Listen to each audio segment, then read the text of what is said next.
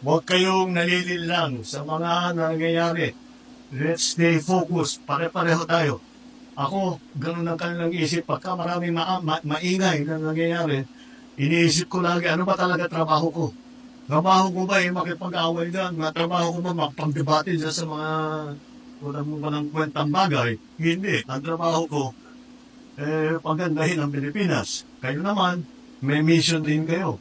Kaya, huwag ninyo, pagka medyo naguguluhan kayo, isipin lang ninyo, alalahanin ninyo, what is my mission? What is my mission? Your mission is to defend the people and the Republic of the people of the Republic of the Philippines and the state of the Republic of the Philippines.